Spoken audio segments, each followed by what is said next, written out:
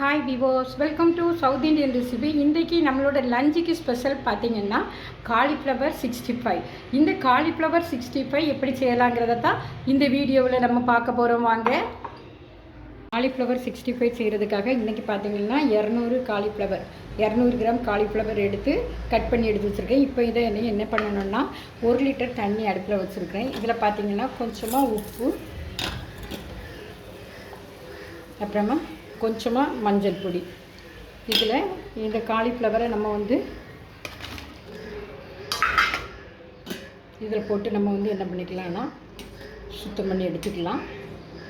இப்போ நம்ம stove off பண்ணி ஒரு 5 நிமிஷம் இப்படியே வச்சிடலாம். ஏன்னா இந்த காலிஃப்ளவரை நம்ம வடிகட்டி எடுத்துக்கலாம். தண்ணி இல்லாமல் வடிகட்டி ஒரு பாத்திரத்துக்கு மாற்றி எடுத்துக்கலாம். காலிஃப்ளவரை வடிகட்டி எடுத்து வச்சாச்சு. இப்போ அதுக்கு ஒரு மசாலா ரெடி பண்ணிடலாம்.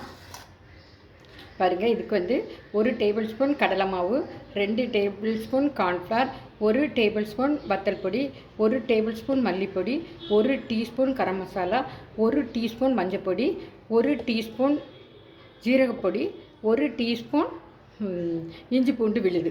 இதை இதோட பார்த்திங்கன்னா நம்ம எந்த குக்கிங் ஆயில் யூஸ் பண்ணுறோமோ அந்த குக்கிங் ஆயில் 1.5 டேபிள் ஸ்பூன் எடுத்துருக்கிறேன். இப்போ இதோட மிக்ஸ் பண்ணுவோம். அதோட காணாததுக்கு கொஞ்சமாக தண்ணியும் சேர்த்து மிக்ஸ் பண்ணலாம். கொஞ்சமாக நம்ம இது கூட உப்பு சேர்த்துக்கலாம். எண்ணெயில் மிக்ஸ் பண்ணும்போது இந்த மசாலா உதிராமல் இருக்கும். இதில் நமக்கு கொஞ்சம் தண்ணி சேர்த்துக்கலாம்.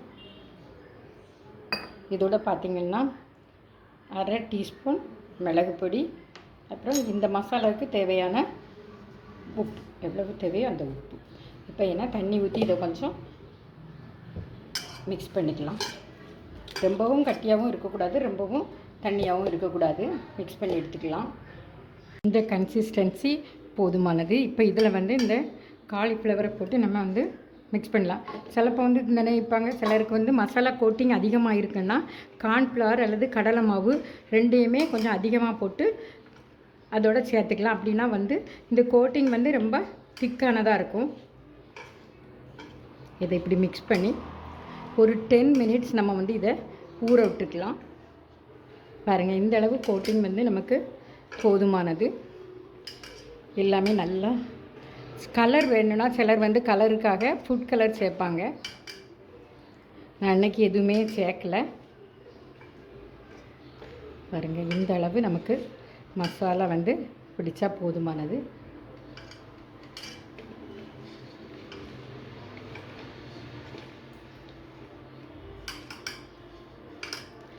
இது ஒரு 10 மினிட்ஸ் அப்படியே ஊறட்டும்.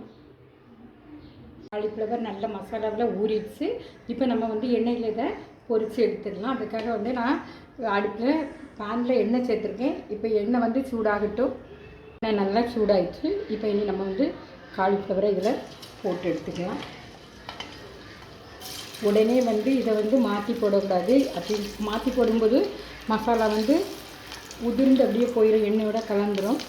இது ஒரு 2 மினிட்ஸ் இப்படியே கிடக்கட்டும். ஸ்டவ்வை மீடியம் ஃப்ளேமில் வச்சுக்கலாம். ஹை ஃப்ளேமில் வச்சா கரிஞ்சிரும், காலிஃப்ளவர் வேகாது. லோ ஃப்ளேமில் வச்சா எண்ணெய் குடிக்கும் நல்லா. இது இப்படி ஒரு பக்கம் வேகட்டும், அப்புறம் திருப்பி போடலாம். மறுபக்கமாக இதை திருப்பி போட்டுக்கலாம்.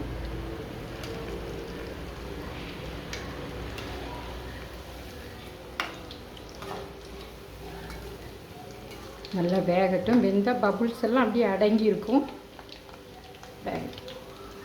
பபுள்ஸ் எல்லாமே நல்லா குறைஞ்சிருச்சு. இப்போ நல்லா வெந்துருச்சு. இதை நம்ம இனி எடுத்து மாற்றிக்கலாம் பாத்திரத்துக்கு. அருமையான காலிஃப்ளவர் 65 ரெடி ஆயிடுச்சு. இப்போ இதில் கொஞ்சமாக மிளகு பொடி, கொஞ்சமாக மல்லி இலை போட்டு நல்லா மிக்ஸ் பண்ணி எடுத்துக்கலாம். இதே போல் நீங்களும் உங்கள் வீடுகளில் செய்து பாருங்கள். லைக் பண்ணுங்கள், ஷேர் பண்ணுங்கள், மறக்காமல் சப்ஸ்கிரைப் பண்ணுங்கள். தேங்க்யூ ஃபார் வாட்சிங் மை வீடியோஸ்.